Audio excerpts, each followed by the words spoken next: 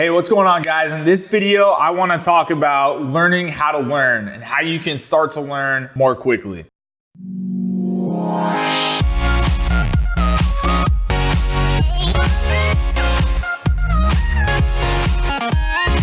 This is kind of an involved process and it focuses on the type of learning that you're doing. So this is going to be a 6-step process that we're going to go over that will allow you to learn anything more quickly. So the first step in this process is that you have to stop learning incorrectly before you can start to accelerate your learning. And this might sound obvious, but it's important because most people use the wrong approach to learning for just about anything they're trying to learn. And this isn't really your fault. This kind of starts in school for most people. In school, there's usually one type of learning that everyone does, which has to do with rote memorization and a step-by-step, cover, like summary of each type of process that you're learning. And this isn't really a good way to develop skills or learn anything practical that you're gonna use in your day-to-day life. In fact, even for the skills that we do use, whether it's at a job or just in your personal life, that's not really the way you go about learning anything you know to a high degree of proficiency. So the first thing we need to do is we need to throw out most of what we know about learning so that we can use more effective strategies. Now, most of these strategies I'm gonna talk about, they come from a combination of sources. One is people looking at how the most effective learners go about acquiring knowledge and developing new skills. And the second one is going to be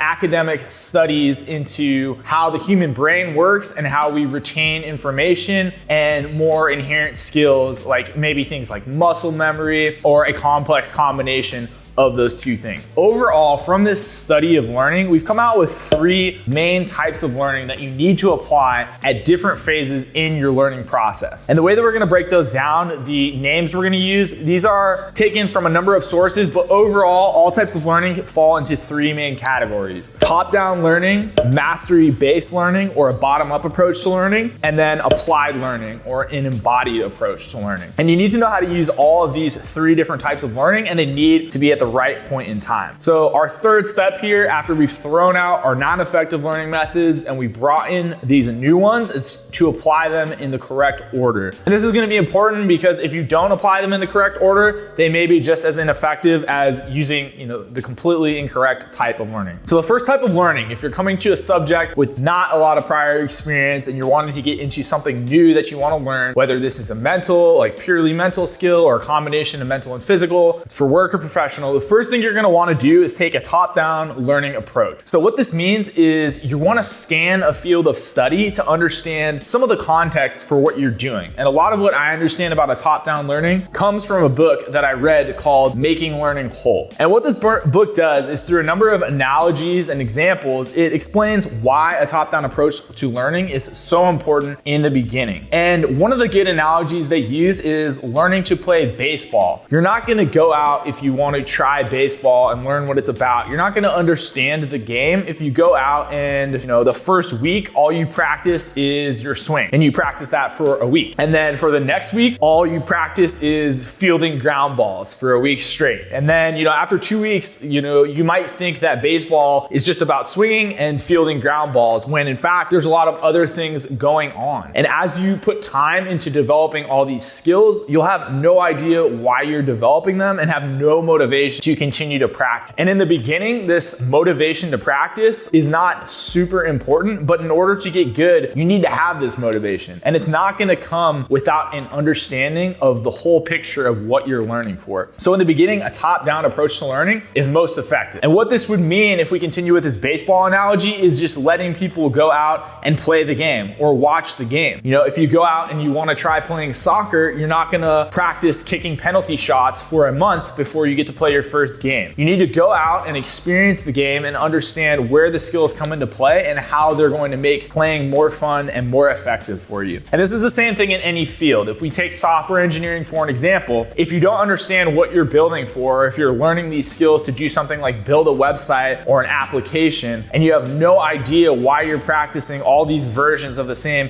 function in one coding language, it's not really gonna help you to understand or be motivated to learn anymore. So the first thing we we need to do is top-down learning, where we take a look at the whole field and we use some high-level examples where we can kind of more or less play with a subject and have a little sandbox that we set up just to get an experience or a feel for what it's like working in this field. And this can be anything, you know, regardless of if it's playing a sport or practicing some part of, you know, building something using software engineering, or, you know, learning some other subject, some like mathematics or even a basic subject. If you don't have a context for what you're learning, it's going to be very hard to get through the next phase, which is the mastery-based approach to learning. Now, the mastery-based approach to learning is what's called a bottom-up approach. And this is where we go and we repeat one part of a subject so that we attain some level of mastery in it. So this is repetition, spaced repetition. This is where we go in and practice fielding ground balls, practice taking a swing, you know, practice running from base to base, and we do it over and over and over until we get a high level of proficiency. Now, this is only going to be motivating for someone who's already practiced in this field and understands why they're getting better at this specific task and understands how they're gonna, you know, put that back into the whole game that we're playing for this skill and actually get better results. The thing that's very demotivating about this portion is oftentimes it's tedious and you're repeating something over and over. And this is where things like, you know, 10,000 hours of practice are required for mastery, sayings like that come from. This idea that you need to have a certain amount of repetition and depth of a skill to really attain mastery. Anyone who's familiar with something like learning a musical instrument or learning a very technical field understands why this level of learning is important. So we need to go through it. This is one that people often resist, and a big part of that resistance is not having first established that top level understanding to be motivated to go through the mastery-based approach to learning. Now, the last part is going to be the embodied learning, and this is going to be a more practical, pragmatic version of learning. This is the kind of the pinnacle of learning that everyone wants to get to and often skips to way too quickly. When you actually go through the first portion of learning and get an understanding for a field, and you have enough appreciation, and then go through that more arduous mastery-based approach to learning, once you get here, this is kind of like your reward. This is the cherry on top for going through the more tedious portion of learning a new skill. And the embodied learning portion is where you're applying that skill to something that you want to use it for. So if we're using the example of a software engineer, this could be the point where you've already learned all the languages and computer science fundamentals, and you're ready to use all the latest and greatest frameworks to build an exciting website. If you're playing a sport, this could be the point where you actually get to the point where you're competitive and you can play against other people and you're performing at a high level. It's exciting and it's fun. Now you're practicing integrating those skills to really peak and achieve the high level of skill that you've been working for the whole time.